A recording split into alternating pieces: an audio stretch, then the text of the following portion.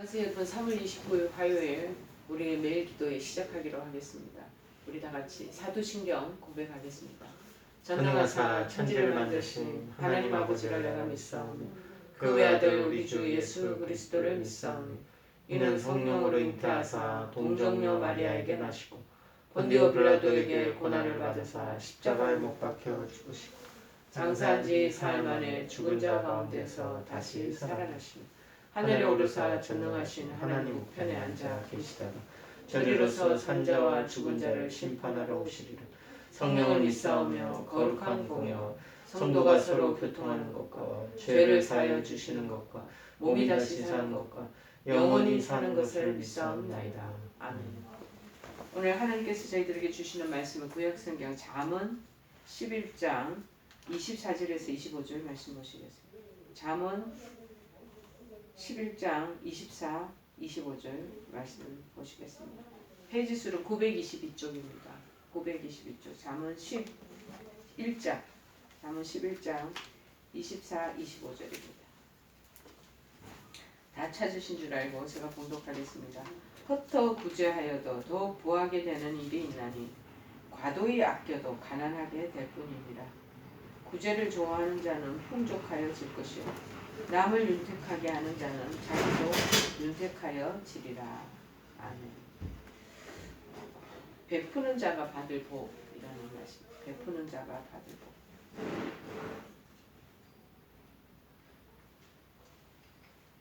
우리가 일상적으로 생각할 때 아끼면 잘 모아지고 잘 이것이 증대된다라고 느끼지만 이 재물은 그렇지 않은 것 같습니다. 이게 조금 다른 사람한테 자꾸 베풀고 가난한 자들을 돕고 이럴 때 하나님께서 외로 그런 베푸는 손길을 축복하시는 것 같아요. 그래서 베푸는 자가 받을 복이 뭔가라는 것을 오늘 보기로 합니다. 이스라엘에 이 갈릴리 바다가 있는데요. 갈릴리 바다는 사해라고 얘기를 하잖아요. 그런데 외로 이 갈릴리의 바다, 이 바다는 물이 맑고 공기도 많은 아름다운 바다라고 그럽니다. 그 사해 옆에 있는 거 봐죠. 바다를 얘기하는 거죠. 이 바다는 상류로부터 흘러내려온 물을 다시 요단강을 통해서 흘려 보낸다는 것이죠. 근데 갈릴리 바다에 이제 제일 하류층에 있는 곳에 이 사해 바다가 있다는 거. 이 사해 바다는 이 요단강을 통해서 이 맑은 물을 받아들이는데 이 받아들이되 다시 흘려 내보내는 곳이 없다는 거예요. 밑에 제일 하찮은 밑바닥에 있은지라 고여 있었어요. 그래서 이 사해 밑바닥에는 모든 찌꺼기와 불순물들이 다 그곳에 다 고인되는 거예요. 고이게 되어서 더럽기가 이루 말할 수 없을 뿐더러 또 염분이 지나치게 많다는 거예요. 그래서 고기는 전 살 수도 없는 거죠. 그런데 사람도 여행 간 사람들이 그것도 시험 삼아 해본다고 그 사해 바다에 뛰어들고 보면 사람조차도 배영한다고 들어누워 있으면 둥둥 그렇게 뜰 정도로 소금 염분이 그렇게 지나치게 많다는 거예요. 그야말로 이제 사해라는 뜻이 죽음의 바다라는 뜻이지 않습니까? 죽음의 바다인 것이죠. 근데 세상에는 이 사해 바다와 같은 인생이 참으로 많다는 것입니다. 받는 것은 많은데 남에게 주는 것을 모르는 거예요. 그 사해 바다를 그렇게 우리가 한번 연상해가지고 우리의 그런 생활의 패턴들을 한번 생각해 보면 좋겠습니다. 사람들은 자신들이 많이 움켜쥐고 있으면 있을수록 그만큼 더 행복해질 것이라고 그렇게 생각을 하는 거죠. 그러나 이러한 생각은 어리석은 착각에 불과하다는 것입니다. 진정한 그런 만족과 행복은 남에게 베풀 줄 아는 사람에게 주어지기 때문이라는 것입니다. 오늘 본문에서도 봐도 허투구제하여도 더욱 부하게 되고 허투구제하는데 어떻게 부하게 되고 우리의 산술적인 인간의 산술로는 이게 이해가 되지 않는 부분이죠. 그런데 구제를 좋아하는 자는 풍족하여질 것이라고 그렇게 말합니다. 저도 한우들 방문을 하다 보면 이런 한우들의 그 모습들을 많이 발견합니다. 어떤 한우들 한 분은 그렇게 뭔가를 가지고 오면 주변에 병실의 옆 침실에 있는 분들하고 그렇게 나누어 드시는 걸 좋아하고 방함을 하러 왔는지 와서 많은 사람들하고 교제를 하러 오셨는지 모를 정도로 항상 먹을 것을 듬뿍듬뿍 갖고 오셔서 주변의 사람들한테 나누고 또 본인이 여러 뜨개질 또 바느질 이런 걸 또 잘하시나 봐요. 재봉질도 잘하시고 그러다 보면 사람들한테 뭔가를 그렇게 만들어 가지고 선물해주고 저도 그래서 그분 거를 받은 적이 있습니다. 뭐냐면은 이제 목 주변에 목을 우리가 컴퓨터 저희들을 많이 사용하기 때문에 목 이렇게 거북목처럼 등이 될 때가 많고 또 헤드폰을 많이 보는 사람들은 대체적으로 이 목 디스크에 많이 걸린다고 합니다. 목이 이렇게 하고 그래서 지금 정형외과에 그 목 디스크로 오는 젊은 사람들이 그렇게 많다는 거죠. 구부정한 세대로 내 그냥 핸드폰을 만지다 보니까 그렇게 된다는 거예요. 그러니까 저도 이게 그때 목이 조금 안 좋은 상태인데 목사님 그러시냐고 그러면서 목 주머니 이렇게 등을 두르는 그런 그 안에 뭐 여러 가지 팥도 넣고 뭐 이렇게 하는데 팥 같은 거 넣어가지고 그게 내용물을 첨가시키지는 않고 그냥 손으로 이렇게 재봉틀로 만드는 목으로 이렇게 덮을 수 있는 그런 마사지 될 수 있는 따뜻한 거를 할 수 있는 그 천으로 만든 걸 저에게 주고 가셨어요. 그리고 이제 그분은 이제 하늘나라 가신 분이에요. 그럼 그분의 또 기억이 나네요. 또 제가 또 어떤 분을 기억나냐면은 천안에 사시다가 대장암으로 한 47, 8세 되시는 분인데 항암을 하시다가 공기 맑은 곳으로 간다고 제천으로 그런 텃밭을 얻어가지고 이제 거기 가셔서 가족들과 떨어져서 당신 혼자 사시면서 텃밭 운영하는 그런 분이신데 오실 때 보면 저한테 우거지 당신이 말려놓은 거 그거는 농약도 안 치고 자기가 먹을 거라고 만들어 놓은 거를 딱 이게 종이팩에다가 담아가지고 갖다 주시기도 하고 또 여러 가지 그 농산물 당신이 텃밭에서 얻은 거 뭐 이런 거 무말랭이나 이런 것들을 요리사 출신인 것 같아요. 조그만 플라스틱 용기에다가 조금씩 담아가지고 한 서너 개를 또 주시기도 하고 그런 분이 이렇게 기억에 남나요. 그런 거 주시는 거를 좋아하시는 그런 베푸는 분들을 종종 만나게 됩니다. 그런데 그 외에 그런데 구제를 좋아하는 자는 풍족하여질 것이라고. 그래서 그분이 그 텃밭에 그냥 되게 굉장히 싸게 샀는데 나중에 그 주변에 큰 도로가 생기고 그러다 보니까 많이 값이 올랐다고 얘기하는 것을 제가 들은 적도 있습니다. 자, 그렇다면 남에게 베푸는 자가 누리게 되는 축복은 어떤 것인지 오늘 본문을 통해서 보면은 우리가 가진 것을 남에게 베풀어 줄 때 우리 마음은 당장 내 자신이 가지고 있는 소유가 없어지고 재물을 잃어버리는 손해처럼 그렇게 손실처럼 느낄 때가 있다는 것입니다. 하지만 그것은 가장 안전한 곳에 예금하였다가 후한 이자와 함께 다시 찾는 것과 같다는 하나님의 원리를 말씀해 주고 있습니다. 우리가 가난한 자를 불쌍히 여겨서 그렇게 돕는 것은 하나님께 꾸이는 거라는 거예요. 하나님께 꾸이는 거면은 하나님께서 그걸 갚으시는 거 아니겠습니까? 얼마나 우리에게 참 복이 되겠습니까? 그러므로 하나님께서는 그 선행을 그렇게 가난한 자들을 위해서 나 대신 네가 그렇게 베풀었고 그 사람들을 굶주린 것을 네가 채워줬지 내가 너희가 풍성한 것을 주겠노라. 그렇게 하면서 반드시 갚아주신다는 거예요. 뭐 그런 근거가 어디 있냐? 성경 말씀에 기록되어 있는 거죠. 잠언 19장 17절에 말합니다. 가난한 자를 불쌍하게 여기는 것은 여호와께 꾸어 드리는 것이니 그의 선행을 그에게 갚아주시리라.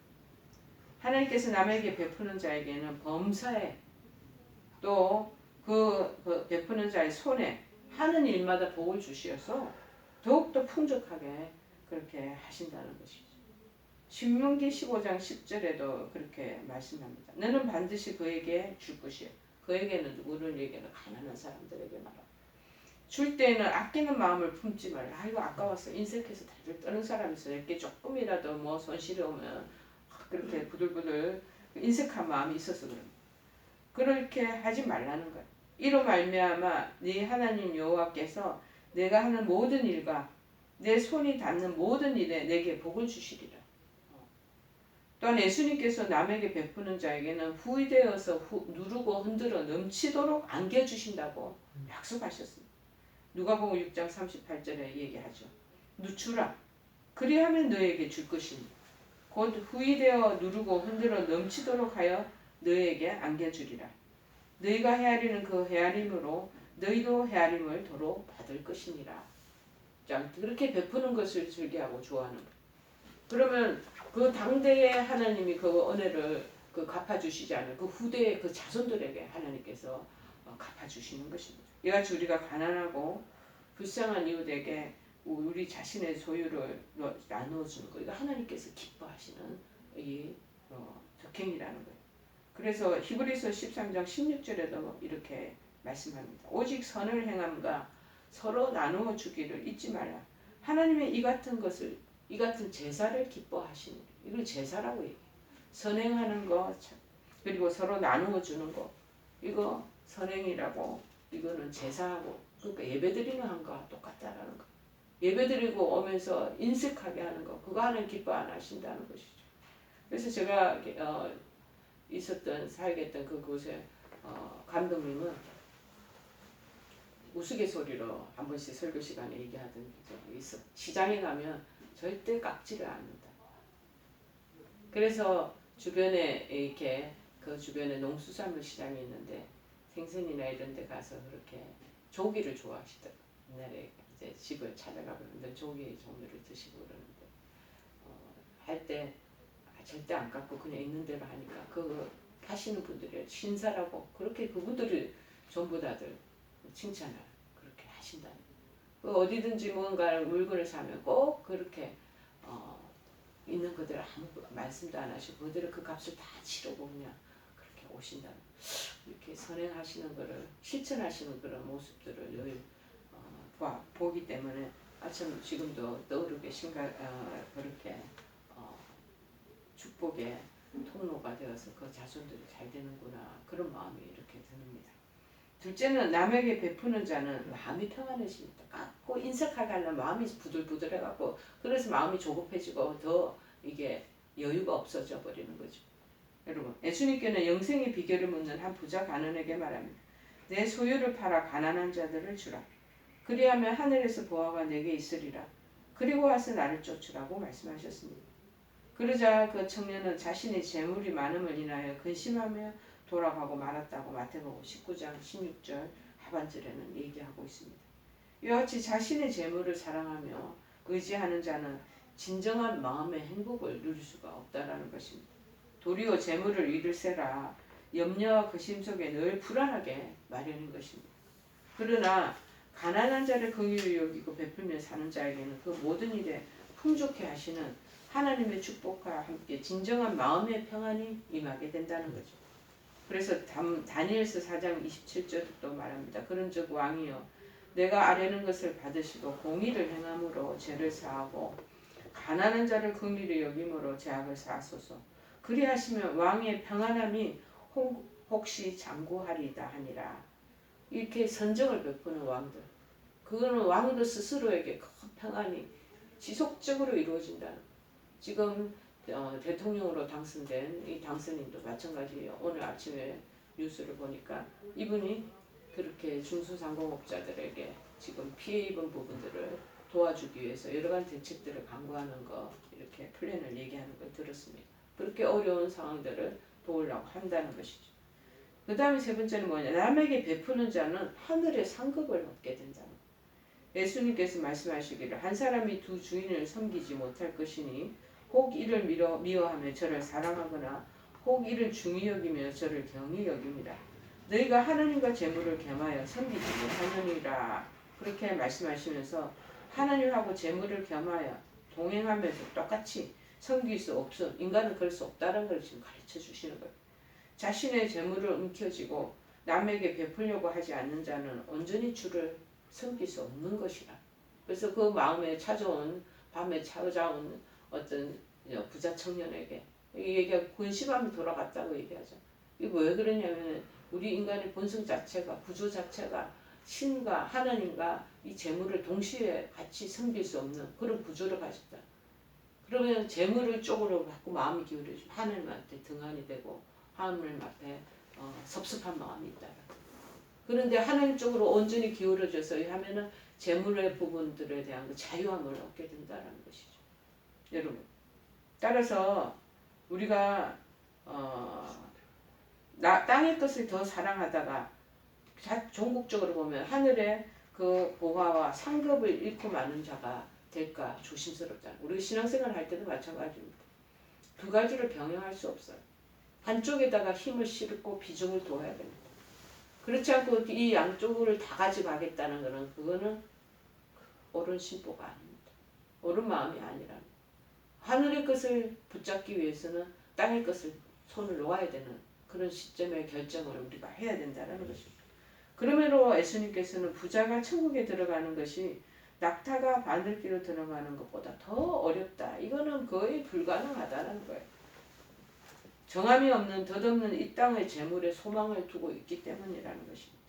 그러나 남에게 베풀기를 즐겨하는 자는 하늘의 상급을 소망하며 하나님의 뜻을 쫓아 재물을 잘 선용할 줄 아는 자로서 하나님 나라에서 그들이 소망하는 영원한 하늘의 보화를 차지하는 복된 자들이 될 것이라는 것이죠. 여러분, 혹시 여러분은 사회바다와 같이 남에게 베풀 줄도 모르고 혼자서 모든 것을 움켜쥔 채로 혹시 부패해가고 지금 그 모든 것들이 썩어져 가고 있지는 않습니까? 여러분은 혹시 하나님의 심판날이 온다는 걸 생각하면서도 자신의 생명을 구할 수도 없는 헛된 재물에 자꾸 연연해서 하나님 놀라우신 축복의 통로를 주시는 축복의 통로가 지금 열리려고 그러는데 계속 그걸 추구하다 보면 그 문이 막혀지는 그런 스스로 맞게 되는 그러한 이치에 있지는 않습니까? 여러분, 우리가 세상에서 아무리 재물을 많이 쌓아둔다 한들 우리가 죽게 되면 모두가 결국 빈손으로 하나님 앞에 나가게 마련인 것입니다. 그러므로 우리는 우리가 가진 것으로 남에게 자꾸 후히 베풀어 줌으로써 세상을 사는 동안 하나님 축복 속에 더욱더 번영하며 마음의 평안을 누리고 사는 것이 옳은 일이 아니겠습니까? 그러다 보면은 영원한 하나님 나라를 자꾸 소망하게 되고 우리의 보물을 하늘에 자꾸 쌓아두게 된다라는 것입니다.